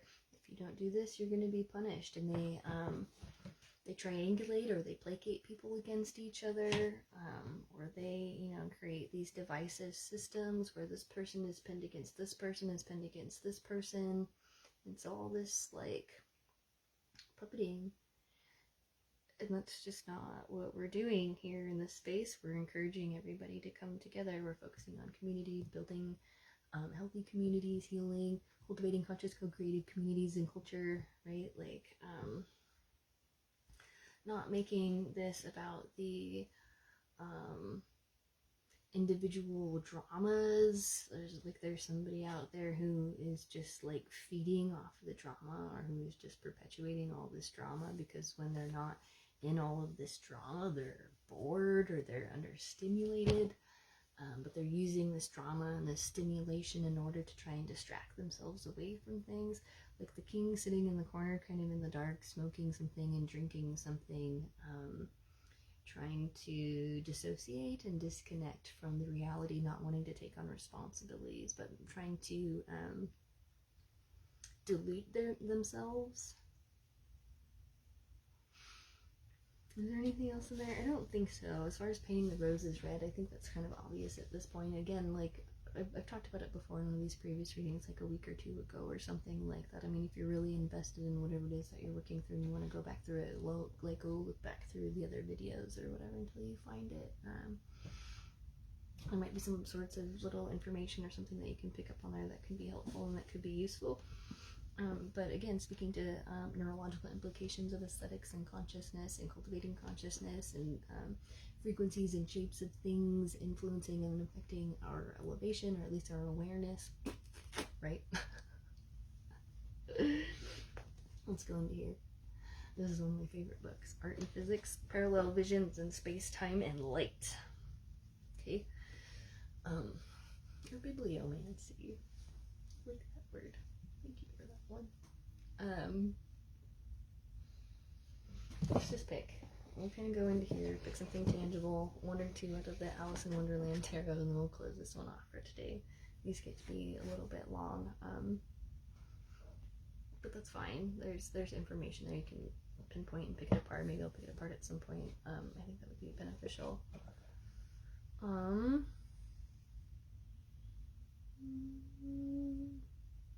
This isn't the page that I want.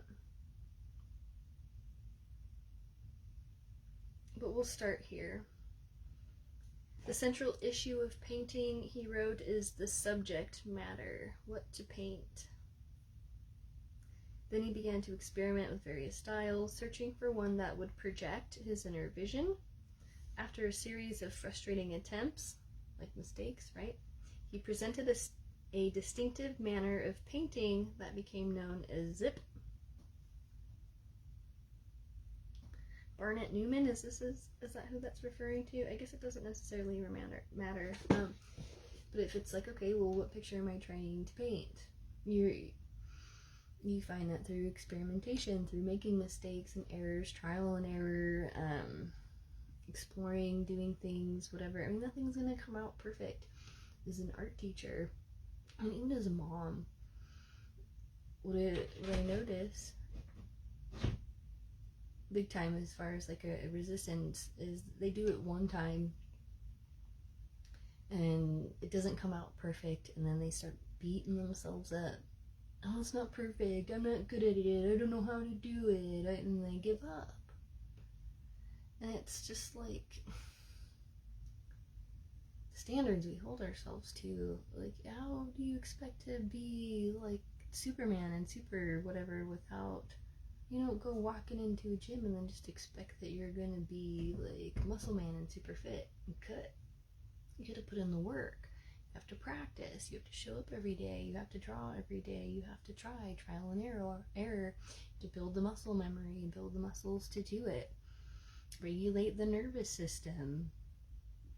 Oftentimes people give up or they stop doing things or whatever because of a dysregulated nervous system. Maybe they've been punished for not being perfect, or for not doing something right, which is more oftentimes not doing something the way that somebody else wants them to be done so that they can maintain control.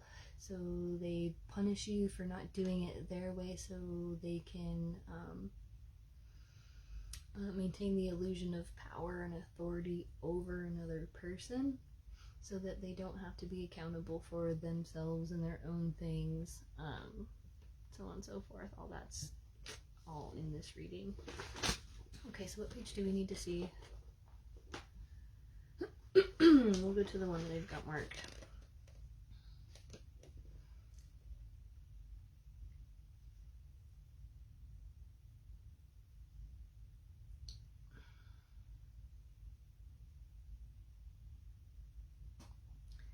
While all of these changes take place in the coordinate of space, a similar relativistic transformation occurs in the coordinate of time and space.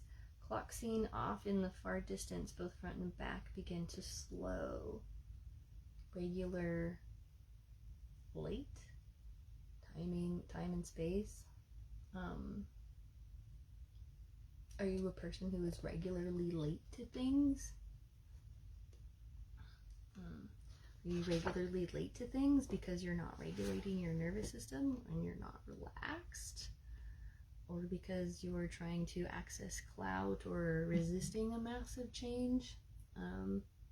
You're not taking your meds, or you're not meditating, you're not doing the work? You're drinking and smoking too much?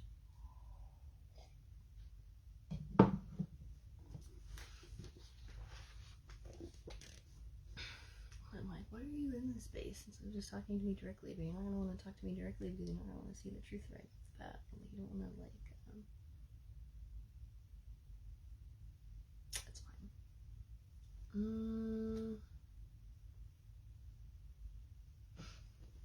Two passengers in the train, jumping on the bandwagon.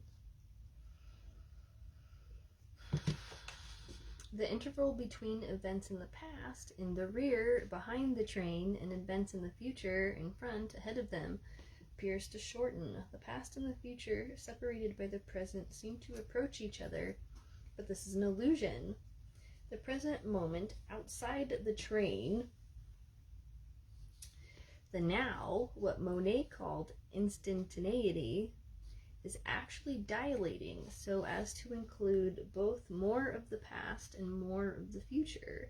Thus, objects and events viewed from the rear of the train, from space and the past, time, squeeze closer to the front of the train, space, and the future, time.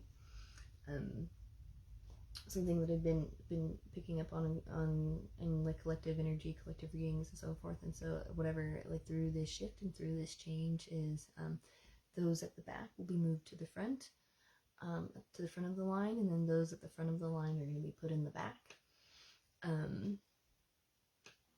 Those who have always been shoved to the back, like Rosa Parks is coming to mind, they're being brought up to the front of the line. Like people keep cutting in front of them or something, or like the reason why you're behind or in the back isn't your fault. It's just kind of like a natural progression or something of the way things are.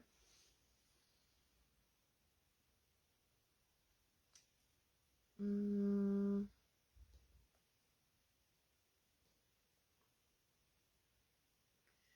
guess this is where things start to get tricky, or where things start to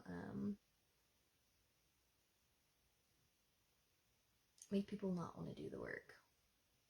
Is like the cognitive dissonance, I guess, that kind of happens when you go through this. So like, okay, relative to this in the context. At the speed of light, the scene at the rear of the train fuses with the scene in front. The words ahead and rear lose their meaning in space. Outside the train contracts so severely that these two spatial directions are in contact with each other. This is kind of like a fusing when we're talking about collective energy, and bits and parts and pieces of this can be interpreted and integrated on an individual level for like a collective perspective. Oftentimes we're feeling and sensing a lot of the same things. It's just playing out on a different channel, maybe, or like in a different style.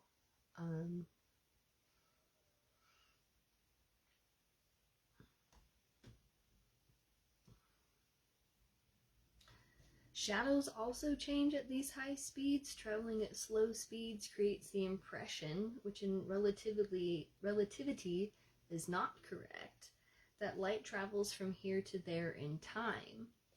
In this misconception, the side opposite the source of light must always be in shadow, but as our velocity approaches the speed of light, shadows become less crisp and the contrast between light and dark lessens. So like, check your judgments. Things aren't what they seem. As I have mentioned, the closer we approach the speed of light, the smaller the interval between past and future is, because the present is enlarging, oozing in both directions, swallowing up what was and what is yet to be in the single moment of now. We're talking about the flow. Quantum shifting too. Maybe there's something happening in this realm, in this space, that is giving you a quantum leap, or like a quantum push forward, where there's like intervals or sections, or like little like of like you get a peek behind the curtain, you're like, oh, fifth dimension, and then like wind, and then like it's creeping in, right? But it's not.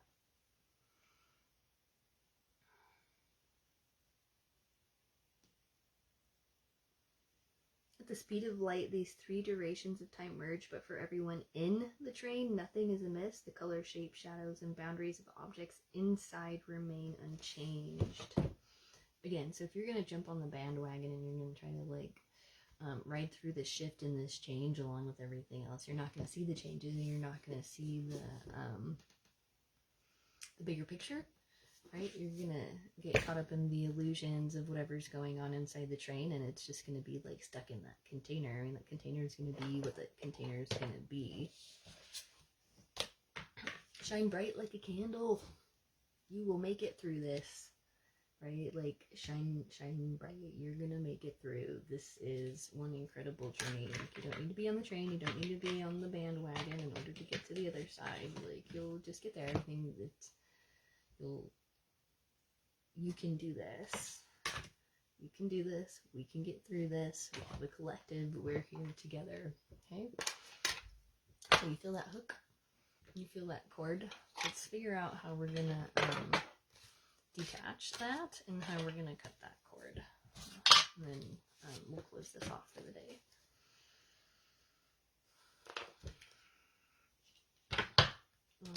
I'll pull 3. We'll just kind of keep it brief. Again, if you have any questions, now is your opportunity to ask. I can look into that. You can always reach out to me for one-on-one and individual readings. I can come to you. We can meet at the coffee shop. We can do something out too. That's fine. We have a conversation. I can write something up for you, however you want to do it. But please don't feel like you have to do this work alone. Don't feel like you're on your own within this journey. Please reach out. I can't reach out to you. You have to reach out to me. This is me letting you know that I am here and I am available, and that I am open and receptive to this. It's a safe space. There's a space of non-judgment.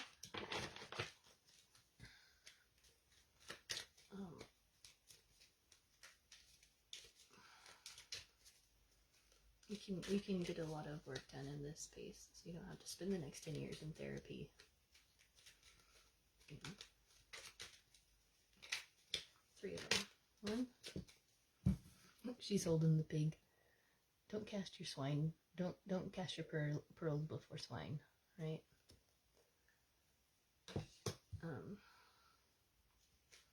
She's carrying this pig like a baby too. The hanged man is showing up again, so I'm just gonna stick that off to the side because he showed up in our last deck too. We really have to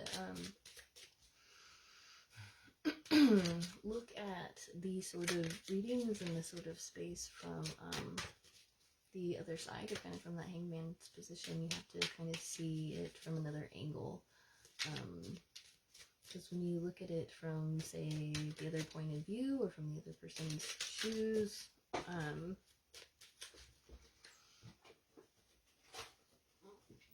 you'll have enlightenment, the aha moment. This is too many cards to go into.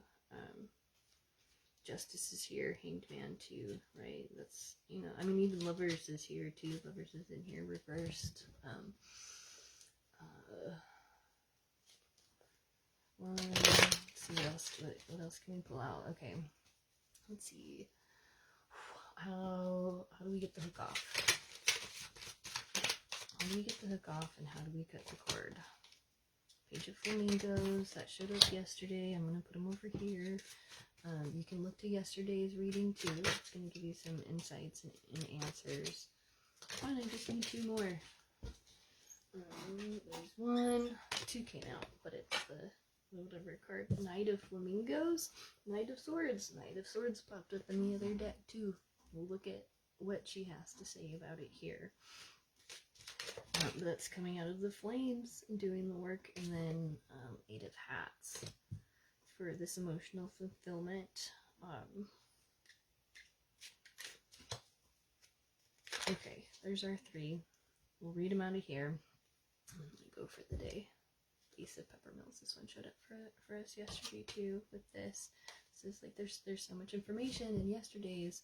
Go back and listen to it. I haven't gone back and listened to the whole thing. But I need to. Okay, just put this down. Yes, it's a time investment. Yes, it takes time.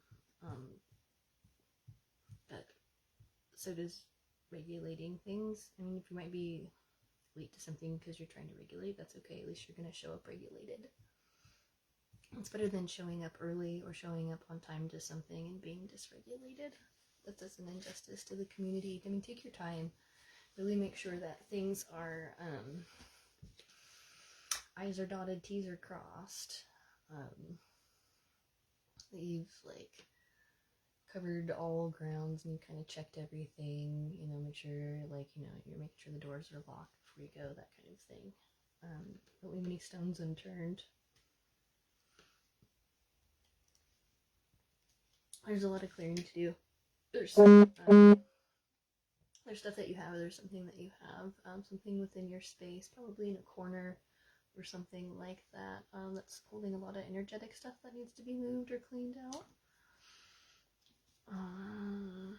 Hats are here, so let's just start there. Running away from responsibility or friendship. That's why I'm saying, oftentimes people don't want to dive in and do this work when it comes into consciousness, because once you know something and you become responsible for it and you're held to accountability, so a lot of people are trying to run away from their responsibilities right now, and they'd rather have somebody else do that work for them because they are, like, you know, ignorance is bliss, and they want to stay in the state of bliss and being ignorant. But that's not going to get us to the true state of receptive joy. Getting into the true state of receptive joy, I think we go into yesterday. How's it? Or something, or like all the yogic steps that'll get you to that liberated, joyful feeling. Okay, it's in there.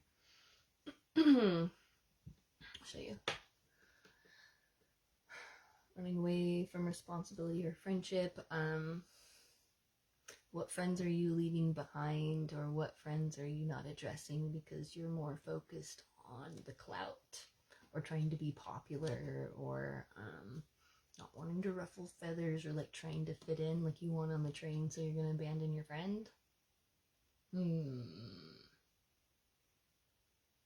What does it mean to be a true friend?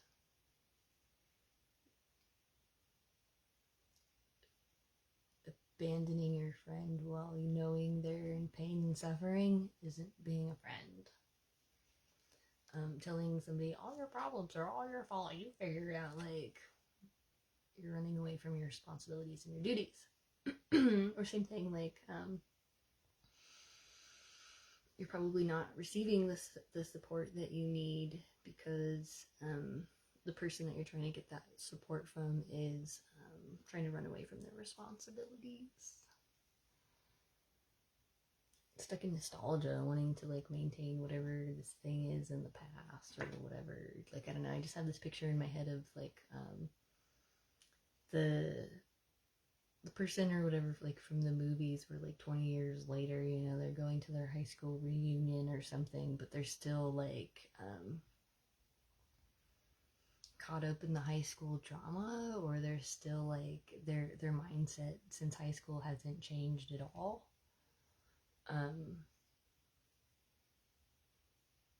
There's been no growth, or their identity of who they are 20 years later is tied up in who they were when they were in high school.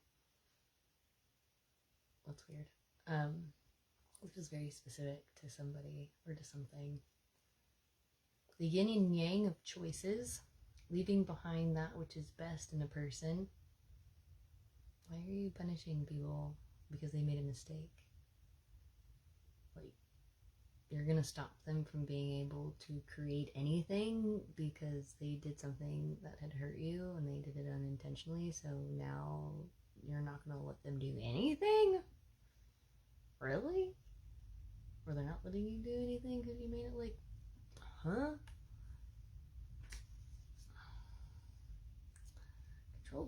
Control.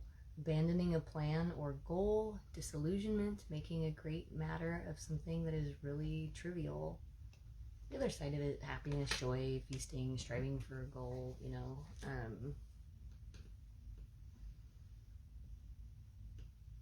But because you don't want to, or because they don't want to take responsibility and accountability, like something is getting left out and left behind. Or again, like something is so trivial,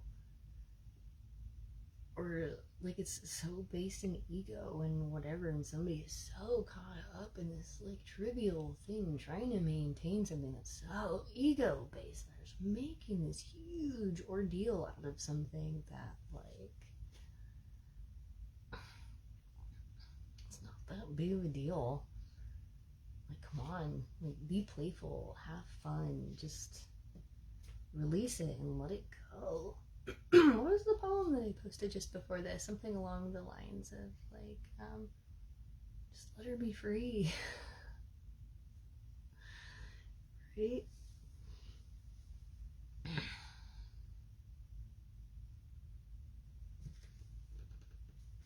Just, who cares? Who cares if you can't possess something about whatever about projection and envy and jealousy and all of that? Like, why are you so jealous of something? Why are you so possessive? Mostly jealousy. Jealousy and possessive, those are similar, but they're like cousins, but they're different.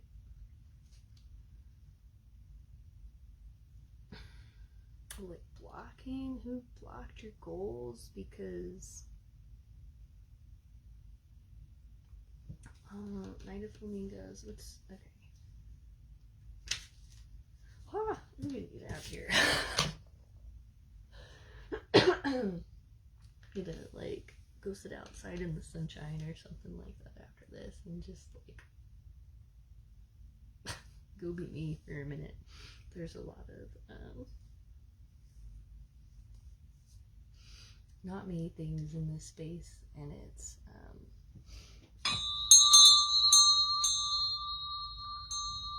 little overwhelming.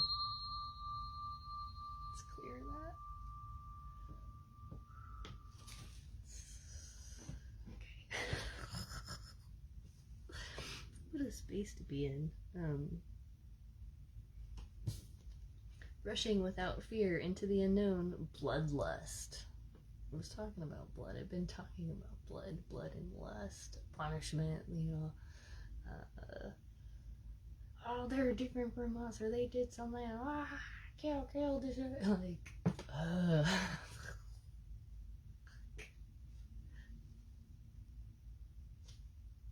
This card magnifies other cards dealing with death. With cards of wisdom indicates foolishness, war, opposition, heroism, rushing into danger, dispute over a person of the opposite sex, naivety, physical, mental, or spiritual incapacity. Maybe that's something that's coming up in these like love relationship dynamics too, or something that's interfering with things coming together in community spaces, is because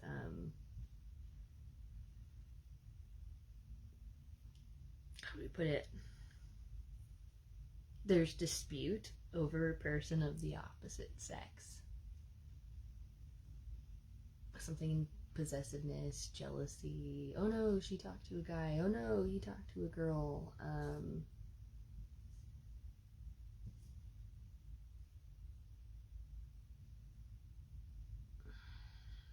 Not gonna go too deep into that.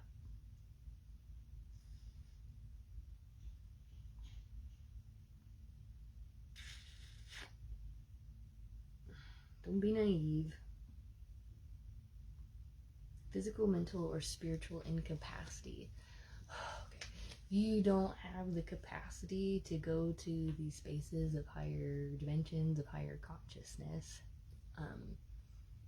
Your nervous system is dysregulated. You need to regulate your nervous system. Here's a quick one. Here's an easy one. Like, put your feet on the ground. You can stand. You can sit. Right. And you pull the top of your ears like little elves. Right. Move your head forward and backward. I don't know when your nervous system is starting to regulate, cause you'll yawn. You'll start having. The body's gonna calm itself. It's the nervous system regulating itself, okay? It's an easy one. It's a really easy one. Try it. It's weird. It feels bizarre, and then afterwards you're like, calm. It just takes like a few seconds, okay? Regulate your nervous system, okay?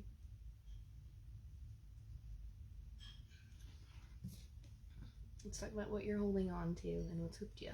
One thing that you need to release and let go. Okay, we're cutting the cords off of ignorance.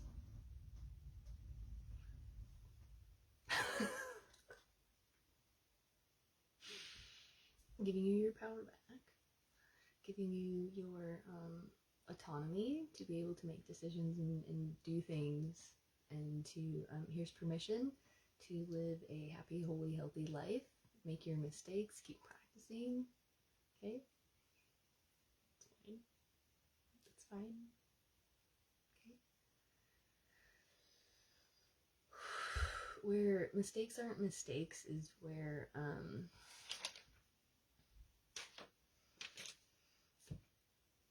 you're intentionally doing something to harm somebody. If you're intentionally doing something to harm somebody, that's not a mistake. Okay? It's evil. That's being mean. It's not okay. You know, people don't do that to other people unless something's dysregulated within their nervous system. They've probably gone through something really difficult and really hard and really traumatic. It's not an excuse for their shitty behavior. But if we're looking to the function of behavior and why somebody would be doing that, perpetuation of toxic cycles, we need to break that. Okay, so this one and then we'll go.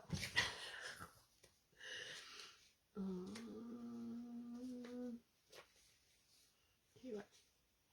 3 oysters. Nobility, glory, great renown or respect, tradesmen or workers, fun with artistry. Just have fun being creative. Why people have made the arts something competitive is beyond me. Oh, I'm the best. I'm better than you. This is what, like, oh god, like, fucking come on, please. Oh, your work look photorealistic. Oh, you're not a very good artist. Like, it's just, thank you. Move on. Move on. You don't have anything nice to say. Don't say anything nice. Don't say anything at all. Okay? Treat people the way you would want to be treated. If you feel you need to tear somebody down because of their creative expression, or somebody's tearing you down because of that, or they're trying to suck the fun out of your creative process.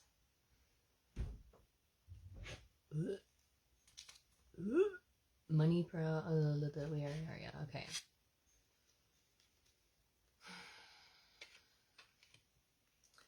Lack of initiative, pettiness, mediocrity, no artistry, money problems. That hook, that line, that sinker.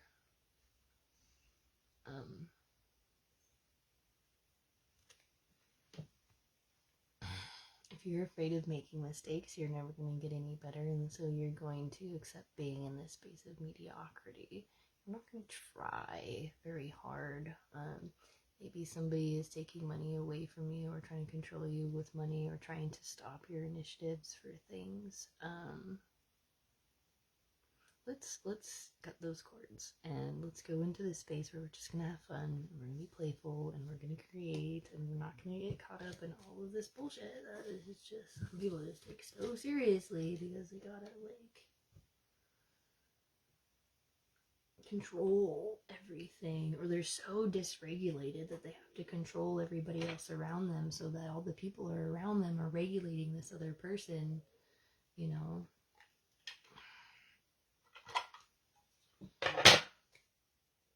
Temperance, right? Temperance is there. Anything else? I feel like you guys have questions. Or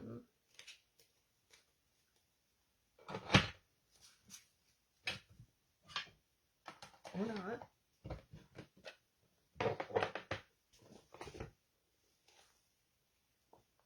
East, west.